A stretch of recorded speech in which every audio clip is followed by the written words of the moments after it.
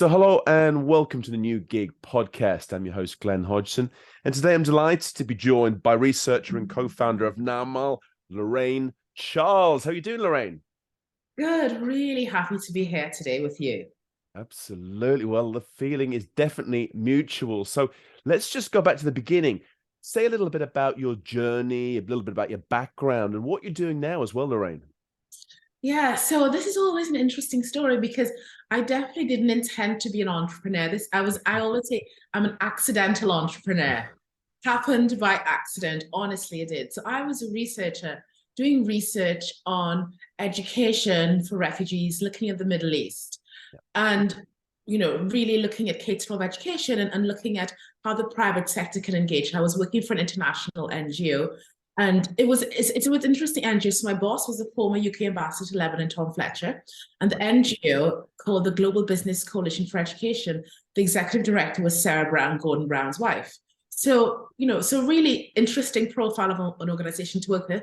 I was based in the Middle East, looking at education for refugees in Jordan, Lebanon, and Turkey, the private, and especially the private sector engagement. Yeah. And I became interested after I did all the research and I did lots of other stuff, advocacy, fundraising, partnership building.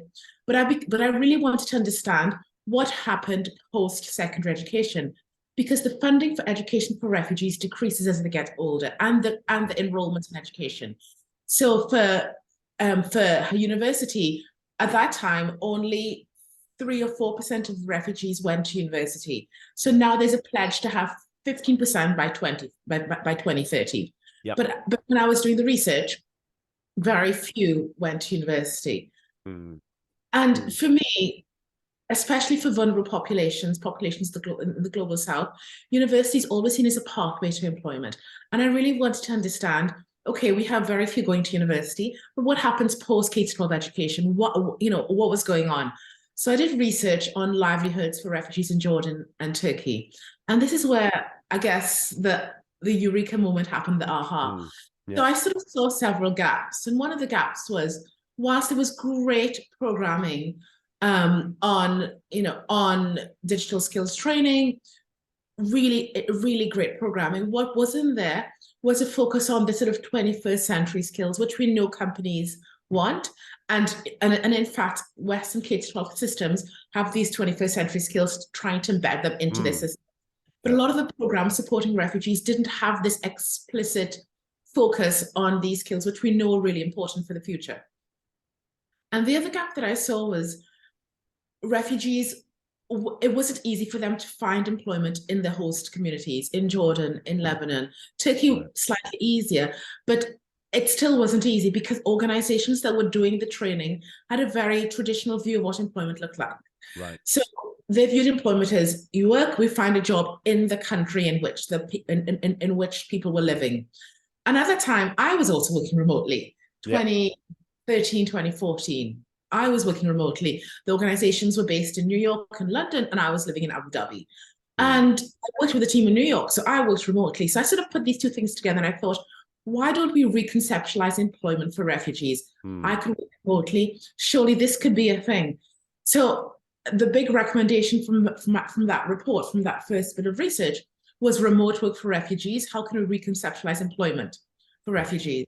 And I started to understand more. And I did more research on what other organizations were doing in this space. And again, great digital skills training, narrow view of employment. Right. Yes. Fast forward, going back and forth to Jordan and Lebanon, and I was introduced to someone who had the same idea, and she says, "But no, we have to do something, not just do research."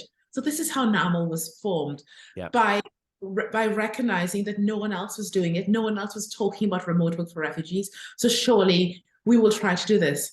This was before COVID. That was a different world. Yes. We wrote the report in 2017. I wrote an article for the World Economic Forum at the end of 2017, talking about remote work for refugees. I met the person who instigated me to work for this in 2018, and we spent a lot of time talking to people, but no one was interested. Right. They thought remote work, this is very niche, not possible.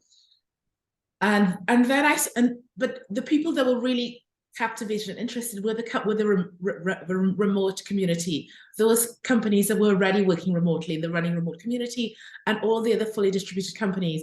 And they sort of took me under the wing and like, no, this is a great idea. We do it. Surely it can work for populations in the global south. So that's really how NAMO was formed, from my research, looking at the challenges that refugees faced and recognizing that there had to be a different way to the way that was done.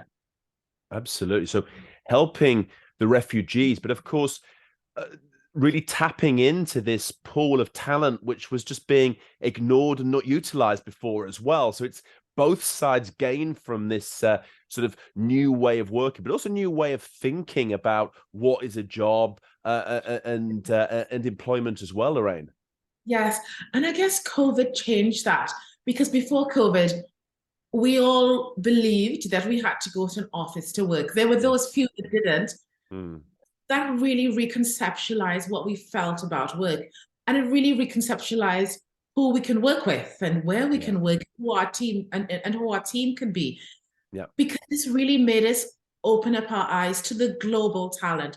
Because I guess previously to that, except for these few companies that were fully distributed before COVID, companies believed that they had to hire within their 20-kilometer radius. Yes. The COVID made us realize that no, it doesn't matter where they are. We can hire someone in India. Yeah. We can hire someone in Africa. We can hire someone in Lebanon. COVID really made us realize that that geography doesn't matter. Talent is what matters. Yeah. Yeah, absolutely. And I think that, never waste a good crisis. But I think the way in which the mentality has been changed, because I think that the technology was probably there. It's improved over the last few years, but the technology, the tools and services are there to facilitate this. It's just this kind of the mindsets that need to evolve and catch up to show that work is no longer a location. It's not a 9-to-5 profession. It's something that's more flexible and more open, but the value can still be delivered as well. That's the key thing. Yes, and certainly I think this is what we realize, and what we're still beginning to realize, because I think there's still some who are quite reticent toward the new way, the new way of work. But I think what's really important is not just the globally distributed talent, but the fact that we can now have better control of our lives because we can choose how we work with fully asynchronous work. It doesn't matter the time you do the work. It matters the deliverable is what matters. And I think this has revolutionized. Well, I hope it's going to further revolutionize people's lives and the way people view their families and their communities.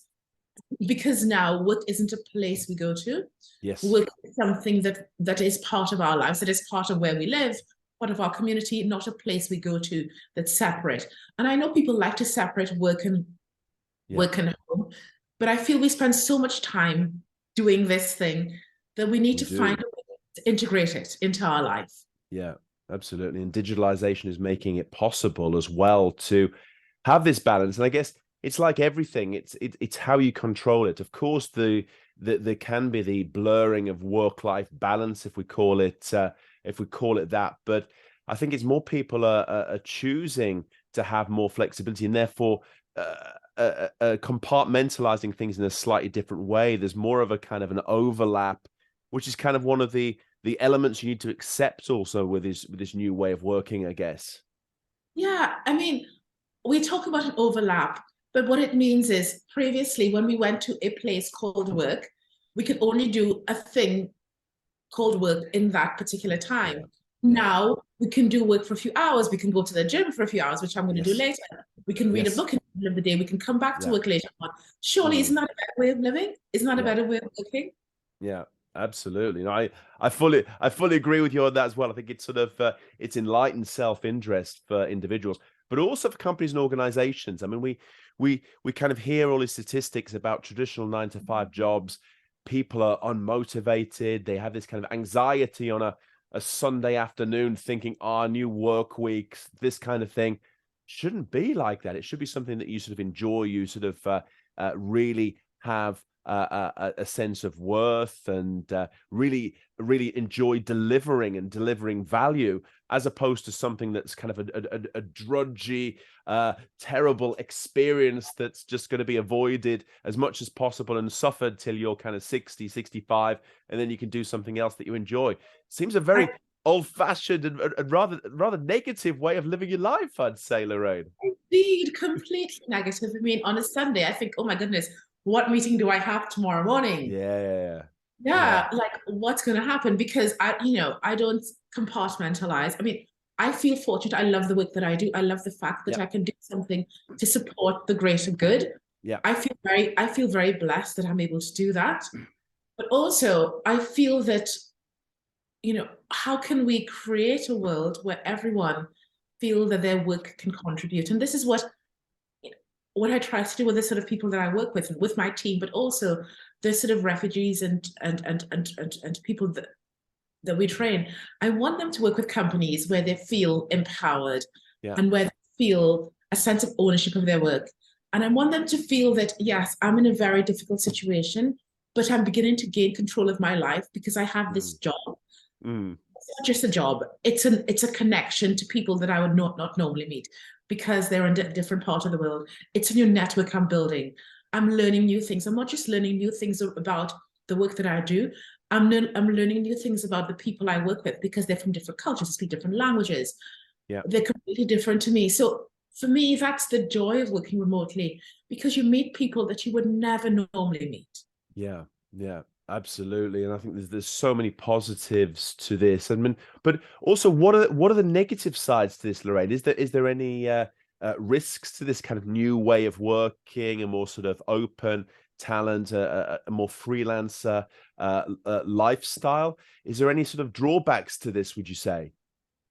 Well, I mean, look, the ILO and sort of traditional institutions have a very, they have a very traditional way of what work was, of what work looked like. Yeah. And they see work as an employer having one employee, having an employee, employee having one employer, and having this relationship where the employee gets the benefits and the paid leave and the healthcare and all of that through this relationship. And of course, as a freelancer, those things become more loose. It's sort of more nebulous. We aren't really sure how these things are instituted. But I think this is an opportunity. Yes, it is a risk. So precarity perhaps has increased. People are working in sort of more uncertain conditions where they aren't sure about their jobs. But one could argue saying, even working for a company, one could argue there is still precarity. There was precarity working for Twitter, precarity working, for Meta, all of these companies that have people. So, I say, at least if you're a freelancer, if one gig or one contract disappears, you have others. You've got this portfolio career. Yeah. So perhaps this new relationship with an employer changes to a relationship with multiple employers, and perhaps the sort of benefits that one got from this one employer, the insurance, perhaps third parties can come in and play that role. And perhaps it means that we might have to pay for these things ourselves. Yeah. But perhaps it means, because we have a portfolio career, we can maybe charge a little bit more so that we can make up the difference between what we are spending as opposed to what we're earning. So yes, there are disadvantages, but I think we need to learn how to manage that. Yes. And there are also disadvantages with the traditional form of work. Yeah. I think you hit the nail on the head there. There's no such thing as a secure job, if you want to call it that, these days. And I think that you're absolutely right. It's empowerment, taking your own future, your own career into your own hands and building up that portfolio, I think is probably a great way to hedge against any uncertainty in the future than just a monopoly all your time, 9 to 5, 5 days a week with one single employer, which is becoming more and more precarious. So I think that's a great element. And, through your work as well, Lorraine, what are the kind of things that in this kind of modern labor market, this more sort of decentralized, distributed arrangement, what are kind of the skills, either hard skills or soft skills, that individuals should have? How can they equip themselves for this new reality to thrive? Yeah. So I was at my son's school the other day, and I'm giving a shout out. I love my son's school. Yep. Um, and they were talking about, I'm on the advisory committee, and they're talking about future Okay. proofing the kids. Yep. And I'm so happy that they're talking about all these soft skills, communication, leadership, critical thinking. And I sat there and I thought, oh my God, this school is doing what I wrote about many years ago.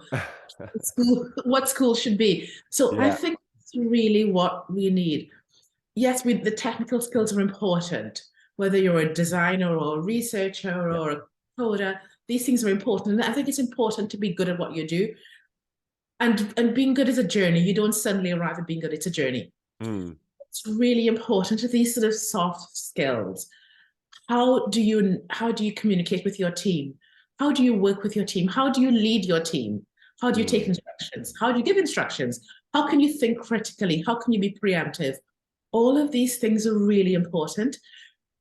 And I think also what's important is empathy. Yeah. Empathy is so important. So all of these skills, which are not tangible, I can't measure how empathetic you are or Yeah. how good a communicator you are. But these are things which we can see building because of the way our interactions and our relationships change. But these are the things which are really, really most important, I believe, Yeah. for being successful, not just in work, but in life.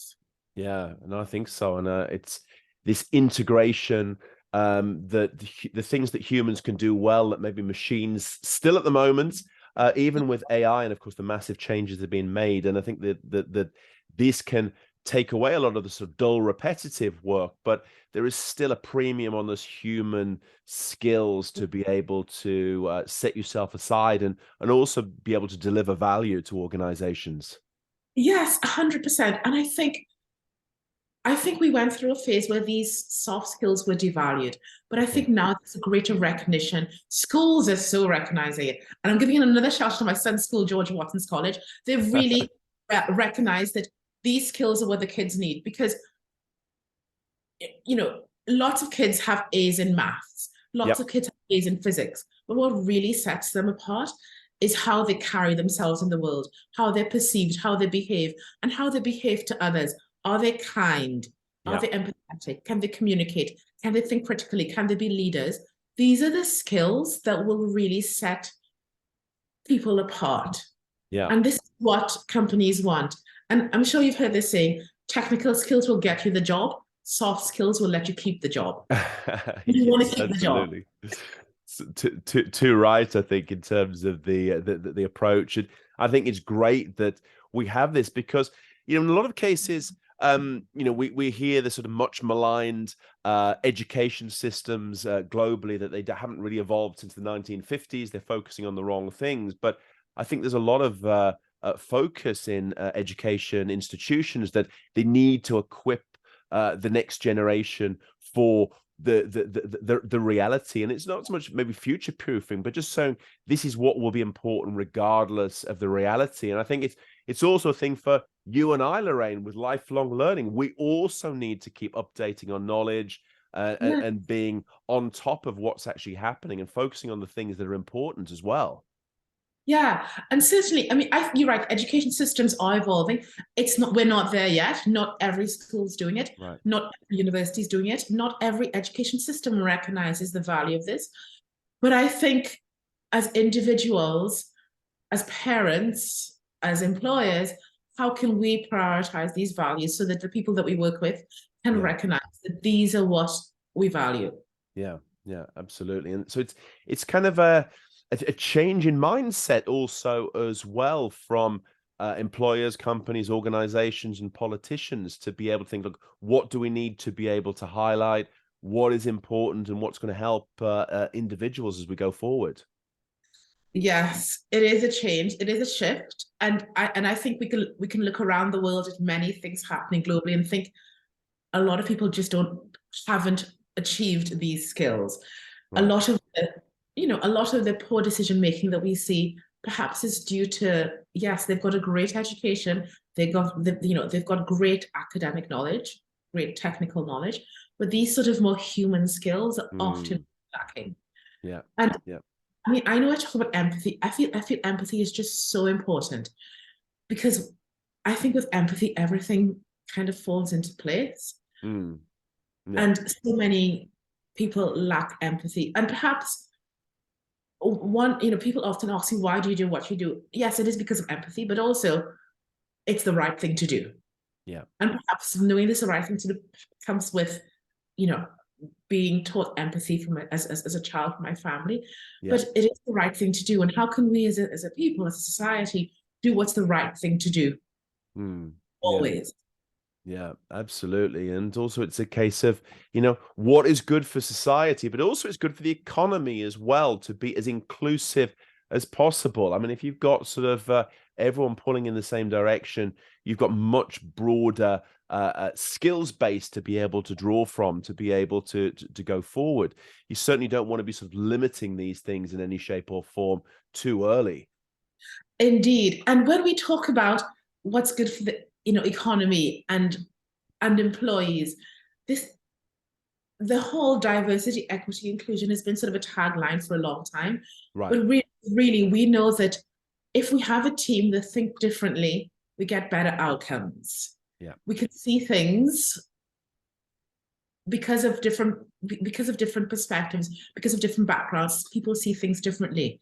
Mm, And having a team made up of all of these different opinions and mindsets and backgrounds makes it a stronger team. And it just makes the company stronger because they have a much broader understanding of the world. And yeah. surely this is what we want. I mean, research shows that diversity improves performance of teams, of companies. Yeah. And this is often what I lead with when I go to companies about hiring the talent we work with. I don't say hire a refugee. I say Yeah. you need a diverse team. You need people who are amazingly resilient, who are skilled, who will bring a new perspective to what your organization is doing. And you can Mm. tap into markets. Surely that's a benefit. Yeah, absolutely. And just also the shining a light on some of the great case studies that you've got as well, Lorraine, in terms of where these things have worked and the benefits and the value that it's created at the same time. Yes. And I think sometimes the value is because it's hard to be tangible. And of course, we're new, we're just starting. This is a journey. And I Yeah. feel this is the start of the journey. And and yes, we have had amazing outcomes. We've had amazing impact, but I think there's so much more we can do. Mm. We want companies to come and say to us, "Oh my, we want to work with your talent." We want we want companies to say, "We want a fund for you to train your talent so we can hire them." Yeah. There's so much more that can be done. We're just at the start of the journey, but Mm. also, unfortunately, we're also in the midst of a global migration crisis Yeah. because with climate change, with constant conflict, people are constantly on the move. But Mm. also, there's a global economic disparity.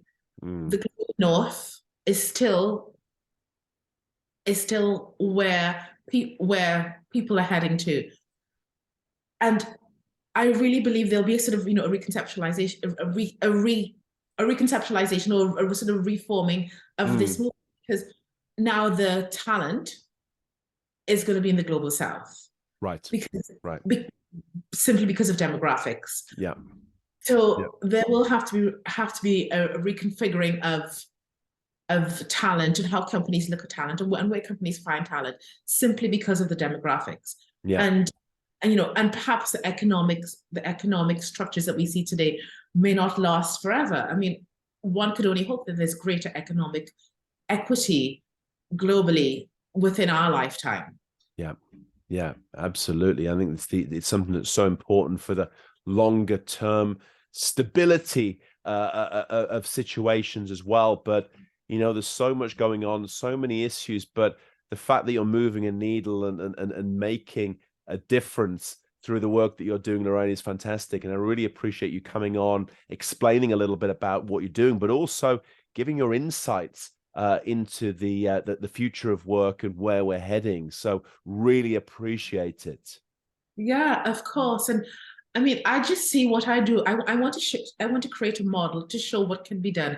I don't see myself doing it all on my own. I really see Okay. it as a partnership, building an ecosystem. How Yeah. can I create a model, prove that the concept works, and create a model for others to replicate.